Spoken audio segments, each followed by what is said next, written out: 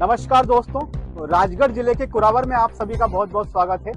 हमने पिछले एपिसोड में आपको एक वीडियो दिखाई थी जो ज्योतिष और तांत्रिक के ऊपर थी। जी हाँ, आज वह सम्मेलन यहाँ पर आयोजित हो रहा है 13 और 14 को। जी हाँ, मेरे पीछे आप फ्लेक्स देख रहे होंगे। यहाँ पर जितने फोटो यहाँ पर इतने ही तांत्रिक और ज्योतिष यहाँ पर आए हैं। आइए चलते हैं, अंदर चलकर देखते हैं क्या यहाँ पर आयोजन हो रहा है और मिलते हैं तांत्रिक और ज्योतिषों से, उनसे जानेंगे नई नई बातें। चलिए मेरे साथ।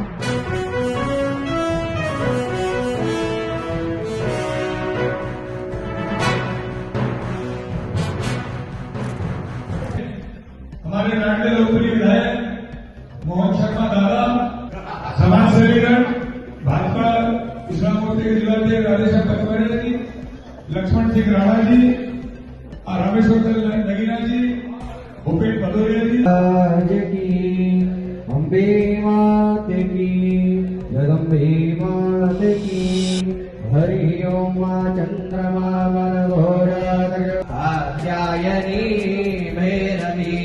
एच.एस. रावत जी का साफा मांग रहे हमारे लोकप्रिय विधायक मोहन शर्मा जी दादा, हमारे देवास वाले गुरु जी का स्वागत कर रहे हैं। कर्तव्य बुद्धि से आप सब राणा जी और मंच के सामने हमारे शहर के समाज सेवी सुरेश गोयल जी, हमारे जीजा जी वार्ड नंबर 5 के पास। कि आप आए मेरे द्वार कि आप आए मेरे द्वार, मेरी मति का ईमान कैसे करूं सत्कार, ये तो आप ही बताइए। कैसे करूं मनोहार, अरे सत्य नहीं, कैसे करूं मनोहार, देखो नयन निहार, कैसे करूं मनोहार, देखो नयन निहार, कैसे करूं इजहार, जरा तस्वीर बुलाइए। मेरा दिल से उतारो, मेरा दिल से उतारो, पधारो जी पधारो, मेरा दिल से उतारो, पधारो जी पधारो, मृदु वचन उच्चारो, जरा हालत सुनाइए। आपको आए मेरे द्वार और इस बेला से स्वागत करूं। 3 तरह की बेला भारत वर्ष में प्रचलित है, सनातन संस्कृति में प्रचलित है, ब्रह्मांड में गुजराती झूठे छिलके खिलाती है, सबरी झूठे बेर खिलाती है और कर्मा डंडा मार मार के खिलवा खिलाती है। किस बेला से स्वागत करूं आपका कि बेर बिल्ली के खिलाऊं, भूपेन जी कि बेर बिल्ली के खिलाऊं, साग मिजुर का चखाऊं, बिजली करवा के खिलाऊं, ये तो आप ही बताइए। आपको आए मेरे द्वार, मेरी मति का ईमान कैसे करूं सत्कार, ये तो और किस बेला से स्वागत करूं और जिस पैदल में आप चल रहे हैं। क्या आयोजन था आज, क्या कौन कौन लोग यहाँ पर आए? श्री गणेश ज्योतिष अनुसंधान एवं परामर्श केंद्र तत्वाधान में 10वीं अखिल भारतीय ज्योतिष वास्तु एवं तंत्र महासम्मेलन का आयोजन 2 दिवसीय किया गया है, जो कि 13 और 14 दिसंबर का है। इसमें संपूर्ण भारतवर्ष के ज्योतिष शास्त्री, वास्तु शास्त्री, तांत्रिक, face reader, tarot card reader और रमण शास्त्री इसमें पधारे हैं, जो अपने ज्ञान का लाभ लोगों को दे रहे हैं। हमने सुबह से अलग अलग विषय रखे हैं, विषय पर उद्बोधन सभी ने दिया है और इसमें साथ ही परामर्श, निःशुल्क परामर्श भी आम जनता के लिए हमने रखा है, जिसमें आम जनता जिनको आप टीवी पे देखते हैं, बड़े बड़े डॉक्टर एच.एस. रावत जो हैं, जो यहाँ भारत में नहीं पूरे विश्व में प्रसिद्ध हैं, त्यागी बाबा हैं, ऐसे देवास वाले बाबा हैं, ऐसे बहुत सारे लोग तांत्रिक ज्योतिष शास्त्री यहाँ बीच में आए हैं और लोगों को परामर्श दे रहे हैं ताकि लोगों का समस्याओं का समाधान हो सके। नमस्कार दोस्तों, हम अभी कुरावर में जो ज्योतिष और तांत्रिक जो हमारे देश में विभिन्न जगहों पर रहते हैं, उनका एक महासम्मेलन का आयोजन हो रहा है। 2 दिवसीय आयोजन है और हमारे बीच में जुड़ रहे हैं उज्जैन से भैयू जी महाराज। हम उनसे कुछ जानेंगे कि तांत्रिक विद्या क्या होती है, क्या इसको करना चाहिए, इसके क्या लाभ है और इसके क्या हानि है। तो सबसे पहले मेरा ये सवाल था कि आजकल देखने में आता है कि कुछ लोगों को कुछ समस्या होती है, तो कैसे पता करें कि इसको भूत है, चुड़ैल है या है भी कि नहीं, वो कैसे पता लगाएं? देखिए, जहाँ तक तंत्र मंत्र का प्रश्न उठता है, तंत्र मंत्र में पहले चीज जहाँ पर साधना की जाती है तो साधक के अंदर खुद ब खुद शक्ति आ जाती है कि वो उस चीज़ को पहचान लेता है कि इसके अंदर देवी है, देवता है, भूत है, प्रेत है, पिशाच है, या फिर किसी घर की समस्या है, उस घर में कौन सी बाधा है, किस तरह की समस्या हो रही है। तंत्र मंत्र से संबंधित अगर समस्या का समाधान करना चाहें तो उसके लिए छोटे छोटे प्रयोग भी हैं, उपाय भी हैं। और जहाँ तक आपने पूछा है कि तंत्र मंत्र करना चाहिए कि नहीं, ये व्यक्ति विशेष को नहीं करना चाहिए। क्यों नहीं करना चाहिए? क्योंकि इसमें बहुत बारीकियाँ रहती है, साधना का विशेष महत्व रहता है। यदि अगर जरा से भी सावधानी हुई आपने तो फिर आपके साथ में कोई दुर्घटना घट सकती है। नहीं, जनता का एक सवाल ये रहता है वो कैसे पहचाने कि उसको हवा है या नहीं है।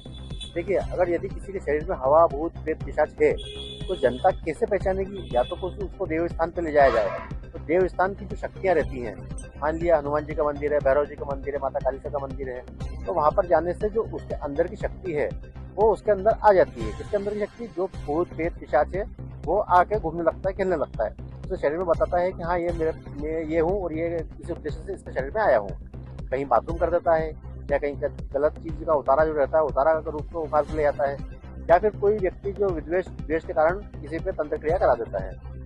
मानने वाली बात यह है कि यदि अगर आपका कहना है कि आम व्यक्ति अगर पूछा जाए या देख ले, तो कोई आम व्यक्ति साधारण आंखों से नहीं देख सकता, विधि विधान से ही देख सकता है। कोई भी व्यक्ति विशेष इस तरह से नहीं बता सकता कि इसके शरीर में ये है, जब तक कि स्थान पे न बैठ जाए या फिर उसके अंदर कुछ शक्ति का प्रभाव या बोलते विल पावर वो ना हो। तांत्रिक विद्या में बलि क्यों जरूरी है? देखिए, तंत्र का क्षेत्र होता है, तंत्र में सात्विक भी होता है और तामसिक भी होता है। तांत्रिक क्रिया जो करते हैं तंत्र के अंदर बलि विधान ये है कि जैसे कि यदि अगर डॉक्टर पेशेंट का ऑपरेशन करने जाता है तो व्हाइट ड्रेस पहनता है, ऑपरेशन के हथियार तैयार करके रखता है, ऑपरेशन करता है। यदि अगर पुलिस में जाएंगे तो पुलिस अपनी वर्दी में रहेगा। उस तरह तंत्र विद्या में अगर जाएंगे तो काला कपड़ा पहन के जो ओगड़ अघोरी है, इसमें भी अगर ओगड़ रहते हैं, अघोरी रहते हैं, साधक रहते हैं, अलग अलग तरह के रहते हैं। कभी भी अघोरी जो रहते हैं वो बलि विधान के विरुद्ध रहते हैं, वो कभी बलि विधान नहीं करते हैं, ना नशा करते हैं। नशा मतलब न शराब न मांस वगैरह ये नहीं करते हैं, हालांकि गांजा चिलम वगैरह उनका चलता रहता है। किंतु तंत्र ऐसा शास्त्र है जहाँ पर कि आपको बलि मांस मदिरा का भोग लगाया जाता है, क्योंकि यह तामसिक क्रिया। भगवान भैरव को भी शराब का भोग लगाया जाता है, माता कालिका को भी शराब का भोग लगाया जाता है, और बकरा या मुर्गे की बलि दी जाती है। इसीलिए क्या है, जो पुराने जो लोगों ने सिखा रखा है, गुरुओं ने सिखा रखा है, शिक्षा और दीक्षा दी रखी है, उसके ही हम उसी रूप का पालन करते हुए चलते हैं। हम अलग से अपने मन से कोई तंत्र विधान में बलि विधान का ये वो अलग कुछ नहीं करते हैं। आजकल देखने में आया है कि जो युवा पीढ़ी है वो तांत्रिक विद्या की ओर ज़्यादा जा रही है, तो क्या उनको जाना चाहिए? क्या क्या सावधानी रखना चाहिए? देखिए, तंत्र का क्षेत्र बहुत विस्तार से अगर देखा जाए इसमें तो बहुत बारीकियों का ध्यान रखना चाहिए। किंतु युवा पीढ़ी क्या है, 4 किताब पढ़ ली और 4 किताब पढ़ने के बाद तंत्र की ओर चले जाते हैं। सबको चाहिए पका पकाया भोजन। पका पकाया भोजन का तात्पर्य ये है कि तुरंत चाहिए उनको रिजल्ट, कि आज अगर किसी को वशीकरण करना है या मेरा काम नहीं हो रहा तो मेरे को ये प्रयोग कर लूँगा तो मेरा काम बन जाएगा। तो वो क्या है, उस तरफ रुझान, वो मेहनत करना नहीं चाहते हैं। मेहनत करके कोई करोड़पति बनना नहीं चाहता है, सबको चाहिए रातों रात लखपति बनना या लॉटरी लग जाए। तो इसलिए क्या है कि तंत्र क्षेत्र है, आपने सुना होगा कि नोटों की बारिश होती है या फिर कोई गड़ा धन निकाल लेते हैं। ये पुरानी विद्या, पुरानी प्राचीन विद्या से जो करते चले आ रहे हैं, किंतु लोगों में अब तो मतलब बोलना चाहिए कि जो ब्रह्मचार्य का पालन ही नहीं कर पाएगा तो फिर व्यक्ति तंत्र विद्या में उतरेगा किससे? हमारे बीच में तंत्र सम्राट त्यागी बाबा, जो कि आसाम से है, कामाख्या से। आइए हम उनसे जानेंगे कुछ चीजें। जय मां कामाख्या।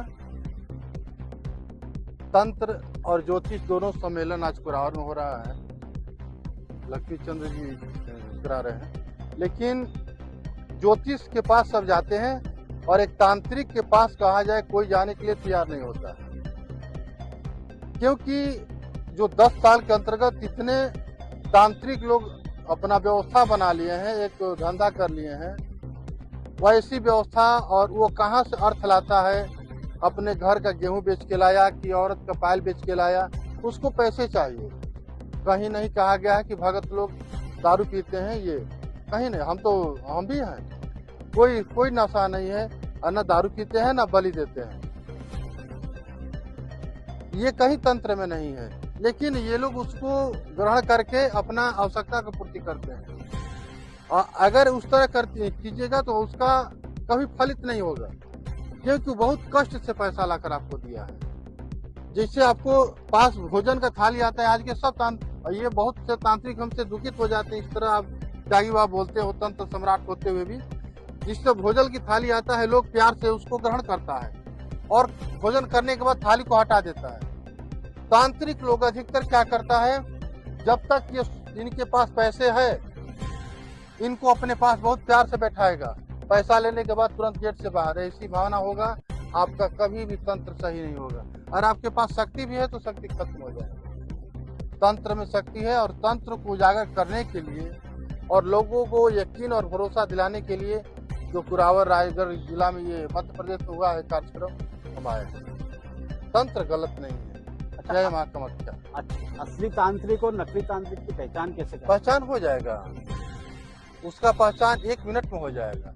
जो तांत्रिक आपसे बात करते करते बार बार पलक गिरा रहा है, पैसे की डिमांड कर रहा है और लंबा जिससे शादी विवाह का चिट्ठी तैयार कर दिया, उतना लिस्ट लेकर आओ, वो तांत्रिक नहीं है, अपने घर की आवश्यकता को पूर्ति करने के लिए है। हम तांत्रिक हैं, सब कुछ त्याग दिए। बिहार गवर्नमेंट से बीपीएससी से निकाले हुए हाई स्कूल के टीचर थे और सैलरी मेरा 1,30,000 आता है। तंत्र के लिए ही सब कुछ अपने त्याग दिया। तंत्र खराब नहीं है। लोग को यकीन और भरोसा दिलाने के लिए एक ज्योतिष के बाद तंत्र ही आपको निदान करेगा। गुरु जी ये बताइए कि कामाख्या ही क्यों जाना चाहिए? देखिए, जितने शक्तिपीठ है सब शक्तिपीठ में उत्तम है और वहाँ तंत्र का और जो है गढ़ है और वहाँ का जो उपासना करता है माँ कामाख्या का, उपासना किया हुआ कभी व्यर्थ नहीं होता है, उसका निश्चित ही सफलता मिलता है। कामाख्या की विशेष पूजा अर्चना क्या है? कामाख्या का पूजा है माँ का अम्बुबाची का। उस समय जितने हमारे देश विदेश के लोग पहुँचते हैं अम्बुबाची मेला में, वहाँ जो अपना आराधना करके और अपना तप करके तपस्या करते हैं और तंत्र सिद्धि लेते हैं। वहाँ के पूजा से जो आपका विष है, मनोकामना है, स्वतः माँ आपको बिना मांगे हुए पूरा करती है। हमारे साथ हमारी ज्योतिषी जुड़ रही हैं जो कि भोपाल से हैं, शैलजा श्रीवास्तव जी। कुछ ज्योतिषी के बारे में हम उनसे जानेंगे कि क्या क्या मुख्य रहता है ज्योतिषी में। आइए जानते हैं उनसे। नमस्कार, मैं डॉक्टर शैलजा श्रीवास्तव, एस्ट्रोलॉजर, कॉमिस्ट्री, वास्तु कंसल्टेंट। ज्योतिष एक महाविद्या है, एक महासमुद्र है। इसको कुछ शब्दों में हम बांध नहीं सकते हैं। एक पॉजिटिव एनर्जी है जिसको सबको महसूस करना चाहिए और इसको हमेशा पॉजिटिव तरीके से लेना चाहिए। ज्योतिष एक अच्छा मार्गदर्शक होता है जो रास्ता दिखाता है। चलना जातक को ही पड़ता है।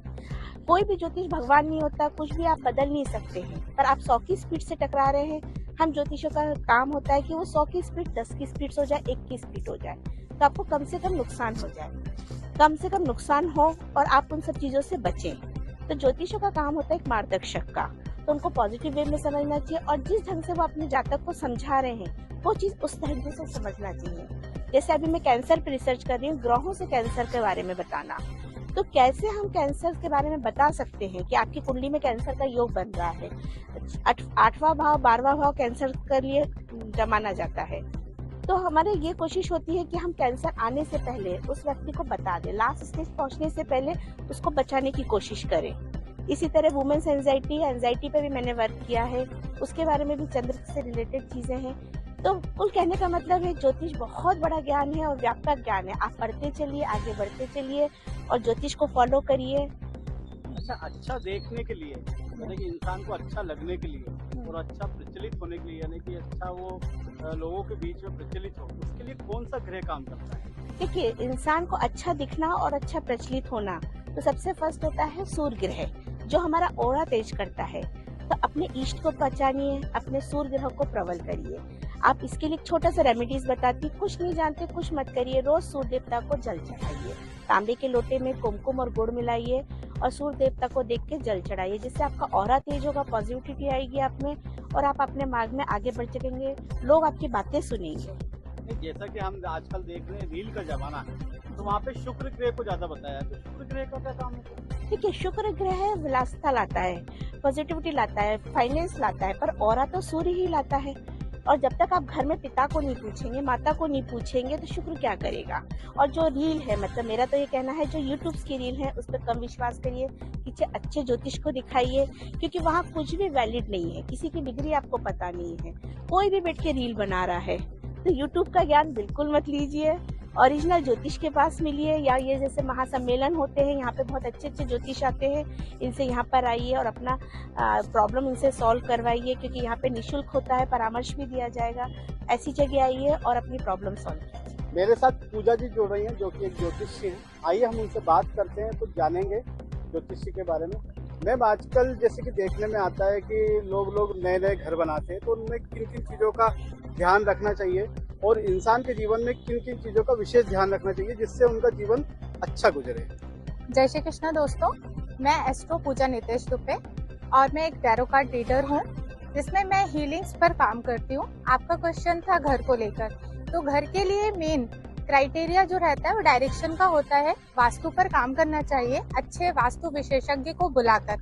आप डायरेक्शंस को चेक करवाइए, पता करवाइए बच्चों का स्टडी रूम कहाँ होना चाहिए, मंदिर कहाँ होना चाहिए, अग्नि कोण कहाँ है, किचन कहाँ बनना चाहिए। ऐसी चीजें हमें घर के रिलेटेड पता होनी चाहिए, जिससे कि हम एक अच्छा वास्तुकार बुलाकर अपने घर को एक अच्छी पोजीशन, अच्छे डायरेक्शन पर इस्टेब्लिश कर सकते हैं। हीलिंग क्या होता है और एरो कार्ड क्या होता है, इसके बारे में थोड़ा सा। देखिए, टैरो कार्ड्स क्या होते हैं, ये कार्ड बंडल होता है एनर्जीज का, जिसमें हमारे द्वारा पूछी गई क्वेश्चंस की एनर्जीज हमारे कार्ड्स एक्सेप्ट करते हैं, और जो हमारा क्लाइंट है वो हमसे जो भी चीजें पूछ रहा है उस एनर्जी को कलेक्ट करके हमें एक अच्छा सॉलिड रिप्लाई देते हैं, जो हमें बहुत अच्छा गाइडेंस देते हैं, एक अच्छा मार्गदर्शन देते हैं, जिससे कि हमारे पाथ क्लियर हो पाते हैं कि एग्जैक्ट हमें करना क्या है।